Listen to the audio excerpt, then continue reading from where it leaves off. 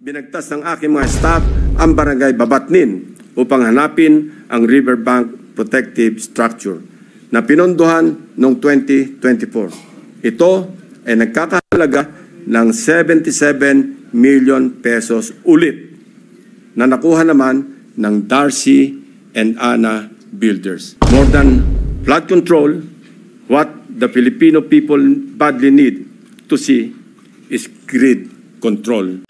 Magbo-boring test tayo sa kalsada. Ang cost niyan, ikakarga sa kontraktor. Diba? Dahil hindi naman pwedeng ikarga sa COA. Ano ba yung budget yan? Oo. Sasabihin ng kontraktor, ay pwede bang yung pagbubutas nito, yung cost na gagastusin namin, ihulog na lang namin sa bulsa nyo. Okay, aso lang Ito ko yung, ang sinasabi ko ang pilit kong pinapaliwanag ay wala tayong pang-aakusa, wala tayong panghusga. Lahat ng administrasyon, lahat ng organisasyon ay subject sa tinatawag nating corruption risks, diba? Ang mahalaga ay yung pagpapatibay. Ayan nga ho ang pag-uusapan natin ng mga update. Mantakin ho ninyo, meron palang sa buwatan ang COA auditor at ang mga kontraktor. Diba? Kaya naman pala mga update, walang lumalabas o nag-iingay ng mga korupsyon. Kung hindi pa ngayon makakalkal mga ka-update ang mga nakawandyaan sa mga flood control project o mga ghost project, wala ho. Hindi po natin alam saan mapupunta ang kaban ng bayan. Dito talaga naman nakakapandiri. Sa buwatan po talaga. Sa buwatan ho ang kontraktor at ang mga ilang COA auditor. Diba? Kaya pala dyan sa COA, medyo tahimik po sila. Yun pala, may lagay ho pala. Diba? Mantagin mo, nagbabayad tayo ng buwis. Tapos yun pala, binubulsa lang. Kung ano-anong kesyo ang mga pinoproyekto o pinaproject nila, pero nga pala.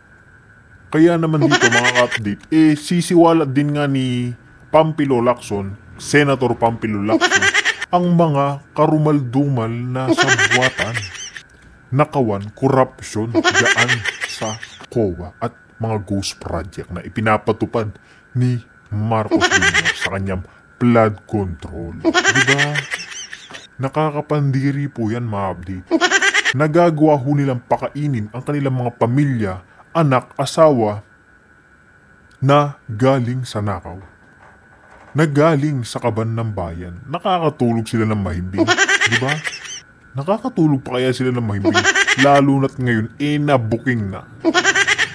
Nalaman na kung sino-sino ang mga nasa likod ng mga ito. Pakinggan ho natin ang naging pahayag nga nitong si former COA Commissioner Heidi Mendoza at ang magiging pahayag ni Senator Pampilo Lacson patungkol dyan sa sabuatan ng COA auditor at ng mga, alam nyo na, mga magnanakaw na kontraktor.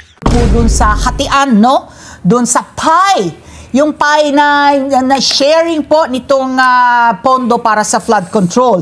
At nabanggit na zero, bagamat maliit compared to the 20 to 25% na nakukuha po ng project proponent, to 1%. So, sa inyong kaalaman, based on your experience there, so, ang kanina, si Pat P was speculating, baka yung sa post-audit, no? Yung pag yung completion na ng project, and then, andyan na si COA, at, and is going to audit, saka nabibigyan ng slice of the pie ang Commission on Audit. Ano po ang nalalaman nyo tungkol dito, Ma'am Heidi? Okay, ang tanong is ano ang nalalaman tungkol dito? Ay, ayusin ko yung tanong kasi parang nasa COA pa ako. Wala na ho ako, 10 taon na ho akong wala sa COA. Based on your experience when you were there nga po, Ma'am Heidi. Ang ating pag-uusapan ay yung ating punto de vista from an auditor's point of view. Okay? Lahat naman po ay ng ahensya ay hindi natin pwede sabihin perfecto. Ang ibig sabihin, meron tayong mga controls, pero alam ho natin sa COA na meron din tayong tinatawag na audit risk. Yung risk na hindi mo ma-audit lahat, and then yung risk din na posibleng may connivance. Lalo-lalo na ho sa ghost project, hindi ho pwedeng walang connivance. Kasi para ma-perfect ang isang ghost project, may connivance ho. Now, hindi ho natin sinasabing yan ang nangyayari. Ang ating gustong ipahayag ay kahit saang ahensya, posible talaga na magkaroon ng tinatawag nating vulnerabilities or opportunity for corruption. Ano po? Ang mahalaga po dyan, at ang aking kung laging nababanggit sa aking lecture, alam naman natin yan sa ating bansa Mataas yan dahil talagang nakita natin kung gaano yung extent ng corruption. Mahalaga ho yung tinatawag na tone at the top. Kasi kung halimbawa, ako'y nasa loob at nakita kong, stricto ang aking leader at medyo seryosohan at na parang nararamdaman ko sa kanyang nakikipagsabayan siya sa pagtaya, ay malilesen yan at hanggat maaari mawala. Kasi alam mo, ang gusto ko lang ipaliwanag, hindi ito usapin ng, maliit naman Hindi yan ganyan di ba? Kasi dapat wala. Correct. Di ba?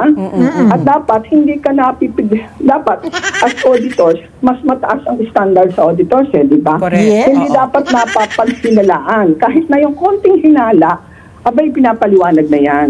So, dapat kailangan ko sabihin, hindi ako dapat ang nagsasalita Dapat yung nasa loob ang nagsasalita. Kasi sila yung hinahamon at binibigyan ng Kung ako'y tatanungin, ay syempre, ang masasabi ko lang, from the point of view of an auditor, dahil naging auditor ako, mahalaga yung tinatawag natin tone at the top. Totoo naman yun. Napaka-vulnerable ng process. Alam mo kung bakit? Ay gawa ng sa katapusan ay kailangan yung pirma ng nag-review ng kontrata. Kailangan yung pirma nung nag-inspect ng project. Dahil siyempre, inspectin yan, sasabihin, ari nga.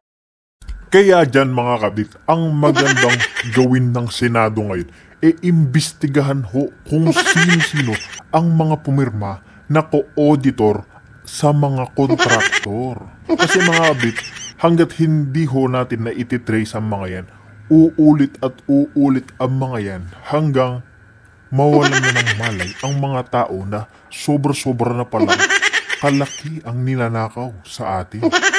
Diba? Kaya dapat maganda dyan mga update, malaman na kung sino ang mga pumirma at mga kasabwat ng mga kongresista na to. Dapat malaman na yan mga kabita. Kailangan na malaman. Kasi hindi ho biro ang kahit nasabihin mo ng 50 million, sobrang laki ho niyan. Diba? Sobrang laki ho niyan. Kahit 50 million, 100 million, kung umabot pa ng billion. Diba? Matindi na pong katakawan sa pera. Matindi. Habang accomplishment report na sinasabing 50% accomplished ay talagang nag-e-exist, di ba? So, mahalaga yung mga pirmang yan. At tayo naman, sabihin na natin na sa isang sitwasyon, ang biro ko nga kahapon, kung halimbawang concreting ng road, ibahin natin dahil wala akong masyadong karanasan dyan sa concreting ng road, sasabihin tingnan natin kung pantay ang timpla at latag na simento. Magbo-boring test tayo sa kalsada. Ang cost niyan, ikakarga sa kontraktor, di ba? Dahil hindi naman pwedeng ikarga sa COA at budget yan. Sasabihin ng kontraktor, ay pwede bang yung pagbubutas nito, yung cost na gagastusin namin, ihulog na lang namin sa bulsa nyo. Okay, aso ng Ito ho yung, ang sinasabi ko ho, ang pilit kong pinapaliwanag ay wala tayong pang-aakusa, wala tayong panghuhusga. Lahat ng administrasyon, lahat ng organisasyon ay subject sa tinatawag nating corruption risks, di ba? Ang mahalaga ay yung pagpapatibay ng control upang labanan ito. Una, sa pamamagitan ng tone at the top. Pangalawa, strict monitoring. Yung sinasabi ho nung iba na, hindi ko naman ho makikita tingnan lahat yan, dahil ang dami yan. Hindi ho magandang paliwanag yon dahil meron ho tayong mga dokumento, may internet, kaya ako mas maraming paraan para makapag-monitor. Yun ho yung aking masasabi. At muli, ulitin ko, hindi ako nagsusubstitute ng aking opinion o ng aking sinasabi sa mga dapat tanungin. Ito ay pahayag ko bilang isang mamamayan. Kasi bilang isang mamamayan, kailangan natin yung impormasyon. At natutuwa ako at pinag-uusapan ito ngayon. Ibig sabihin naman ito, marami pa rin ang mga auditors na tapat at maayos ang kanilang serbisyo. Huwag naman natin gawing parang ay lahat-lahat nasa COA. Unfair ko yan. Marami naman hong matinong nagtatrabaho. Senator Panfilo Lacson exposes an alleged pattern of corruption in government's flood control projects. Panfilo Lacson delivered a privileged speech Wednesday accusing public works personnel and contractors of colluding with politicians. RG Cruz reports. Investigation into anomalous flood control projects, showing a web of Department of Public Works and Highways insiders, contractors, and even lawmakers who inserted funds into the budget. For over 15 years, from 2011 to 2025, we appropriated more than 1.9 trillion pesos for flood control management program under the budget of the Department of Public Works and Highways alone. Sa loob lamang ng 3 taon, mula 2023 hanggang 2025, higit 1 trillion pesos ang ating inilaan sa ilalim ng 3 naipasang budget measures para sa flood control. Halos 53% ng kabuuang pondo sa loob ng 15 taon. Lacson said rampant corruption has resulted in little funds left for projects, net of legitimate expenses. Lacson claimed DPWH insiders themselves set how much they should get, with politicians in control of the district also getting a cut. The Senate unraveled the supposed SOP, or standard operating procedure, of how flood control funds are divided and who gets them. 8 to 10% para sa mga opisyal ng DPWH. Swerte na daw kung pumayag ang district engineer na 6% lamang ang parte niya. May extrang 2 to 3% pa na parte ang district engineering office kung may sosobra sa contractor's profit. Ang tawag nila rito, reseta. Reseta dahil ang presyo na itinakda ng district engineering office ay nakasulat at napagdesisyonan na. Parang gamot, Mr. President, lulunukin na lang ng contractor. Lacson also revealed insiders and contractors have come up with a system to identify the owner of the projects despite having the same costs and program details. Ayon sa aming mga informants sa loob ng DPWH at kinumpirma ng ilang contractors, coded na budget ito para mayroong pagkakakilanlan ang mga quote-unquote may-ari ng proyekto. Para sa mga nakakaunawa, ang ibig sabihin po ay akin yan. The senator cited one example in Bulacan where 28 different projects carry the same budget of 72 million pesos. He adds Bulacan is notorious for these kinds of irregularities based on their findings, and highlighted some problematic projects and even those contractors.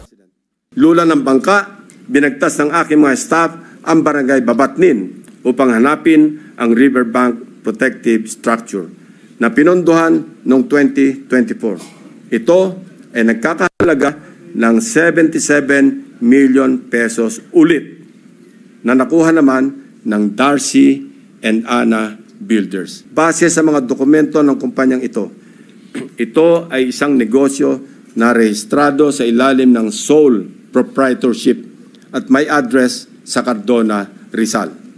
Sa pamamagitan ng simpleng pag-search sa Google Map, ay madaling makita ang gusali kung nasaan ang nasabing negosyo. Subalit, nang puntahan ng aking team ang address, ang kanilang inabutan ay gym at e-payment store sa halip na construction company. Wala na rin ang signage ng Darcy and Ana Builders sa dating nakakabit sa building. While he was not named, Senator Bongo maintained he had nothing to do with any contractors. For Lacson, what the country needs more is for people to moderate their greed. More than flood control, what the Filipino people badly need to see is greed control. Ito mga kabdit, medyo totoo na po talaga ang sinasabi nga nitong si Panfilo Lacson. Diba? Totoo pong greed o katakawan na sa pera ng kaban ng bayan.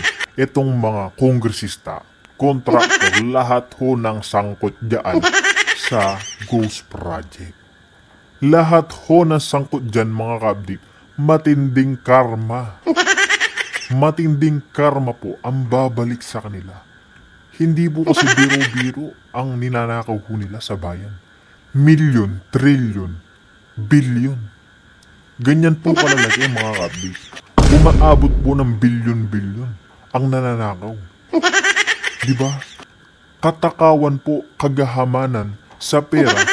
Namantakin mo yun, may posisyon ka na dyan sa gobyerno, tapos kulang pa sa iyo. Kaya inaiisipan yung nakawan pa yung mga Pilipino. Yung mga naghihirap magtrabaho. Ninanakawan nyo yung mga Pilipinong naghihirap magpakatrabaho na ilang oras pagod sa trabaho. Tapos yan ang ginaganti ng mga tiwali sa gobyerno. Yan po yung mga taong walang hiya. Maiitim ho ang mga budhi ng mga taong yan. Diba? Kaya kailangan po nating malaman sino pa ba ang mga sangkot dyan at ang pinakautak nitong matinding korupsyon sa gobyerno ni Marcos Jr. RG Cruz, ABS-CBN News. Oriental Mindoro Congressman Arnan Panaligan denies lobbying to get flood control projects in his district. Panaligan was tagged in the privileged speech of Senator Lacson as one of the lawmakers who allegedly sought budget insertions for local flood control projects. Lacson noted how flooding still plagues Nauhan Town in Panaligan's district, despite having over half of Oriental Mindoro's flood control projects this year. Panaligan denies dealing with contractors and insists he has no role in identifying or even awarding flood control programs. Hindi ako nagpalista niyan. Wala tayong papel sa paglilista ng mga proyektong yan. Sabi ko nga, ang tunay na sistema dyan ay dumarating sa Kongreso ang NEP, nakalista na ang mga flood control projects na yan, kung saan lugar at kung anong amount. At ang implementer niyan ay walang iba kundi ang regional office ng DPWH. Wala rin papel ang congressman sa paggagawa ng program of works. Wala tayong kapasidad dyan ang Kongreso. Yan ay exclusive authority, exclusive na teritoryo ng DPWH ang paggawa ng design, paggawa ng plano, pag-bid, pag-award ng kontrata at pagbabayad ng kontraktor. Oriental Mindoro 2nd District Representative Alfonso Umali also denies enriching himself from flood control projects. Umali was reacting to remarks by Oriental Mindoro Governor Humerlito Dolor that funding for these projects always passed through Congress. Umali claims the governor is diverting attention away from dredging projects which the congressman opposes. Pinababa lang sa amin, region yan, from the region. Sila nagpaplano, sila naglalaan. So, yun na nga. So, siyempre, pero kung siyempre, kami ang congressman, lahat ng project na yan, kahit galing sa senador o kahit kanino galing, siyempre, nasa gaan namin yan eh. Siyempre, kami ang may hawak doon eh, talaga, gano'n na palalabasin niya. Senator Erwin Tulfo calls for an investigation into how 200 million pesos in flood control projects were awarded to a contractor who is married to an audit commission official. This report. Yung local. Nangyayari po ba ito? Conflict of interest is another angle that the government needs to look into as investigations into flood control projects from the Public Works Department continue. That's what Senate Committee on Social Justice, Welfare and Rural Development Chairman Erwin Tulfo said after learning that the wife of Commission on Audit Commissioner Mario Lipana is a contractor who has been awarded with numerous contracts from the DPWH, including 2 flood control projects in Bulacan worth nearly 200 million pesos. Documents from the DPWH and data from the Sumbong sa Pangulo website show that Olympus Mining and Builders Group Philippines won 2 flood control structure projects for the San Miguel River, which were funded in 2023 and supposedly completed last year. These 2 projects are expected to be part of the Audit Commission's ongoing fraud review in Bulacan, following President Ferdinand Marcos Jr.'s visit to several substandard projects in the province that received the most number of flood control projects between 2022 and 2025. But the issue, Commissioner Lipana's wife, Marilu, sits as Olympus's president and general manager. Well, definitely, we have to look into that kasi it's really a conflict of interest, di ba? Isa sa kanila is in the government, tapos sa Commission on Audit pa, tapos siya contractor. Paano kung substandard? Paano kung ikang ghost? Paano mo iimbestigahan yung asawa mo yun? Kung hindi niya nagawa, o iimbestigahan siya ng asawa niya. Under the 1987 Constitution, all members of constitutional commissions like COA are barred from having financial interests in any government contract or franchise, whether directly or indirectly.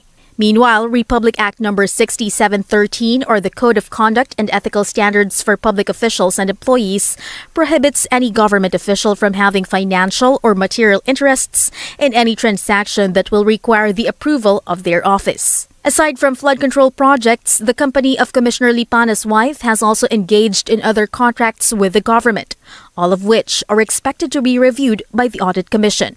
For former Audit Commissioner Heidi Mendoza, these millions worth of contracts reek of conflict of interest. Kung COA ka, tapos ikaw yung contractor, syempre, pagharap ng auditor, mahihiya yan Chances are, hindi siya magsasalita. So please lang naman, Diyos ko. Igalang naman natin institusyon. Political analyst Arjun Aguirre adds, this is a red flag, even if the commissioner himself is not part of his wife's corporation.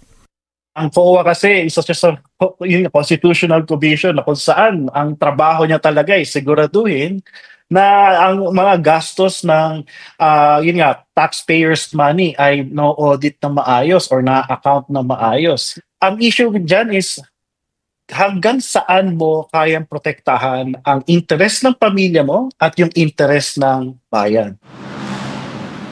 ABS-CBN News has repeatedly tried to get the side of Commissioner Lipana and the Commission on Audit, but they have yet to release official statements. Senator Sherwin Gatchalian wants contractors owned by politicians barred from bidding for state projects. The Senate Finance Committee chairman saying he will file a bill to make that happen after previously alleging collusion between contractors and elected officials in the government's flood control projects.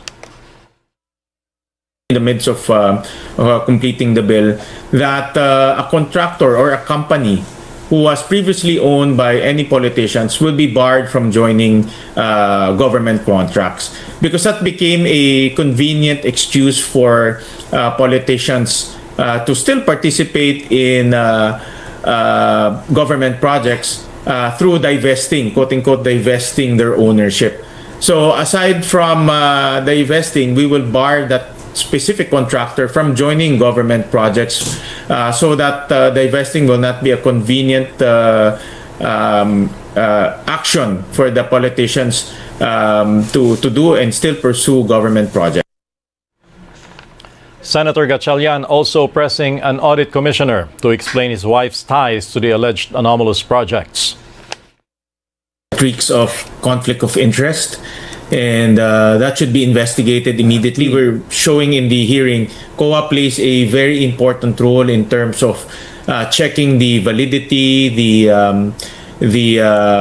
credibility of the projects, and if COA itself is involved in the projects, then it will be very difficult to determine the credibility of the project.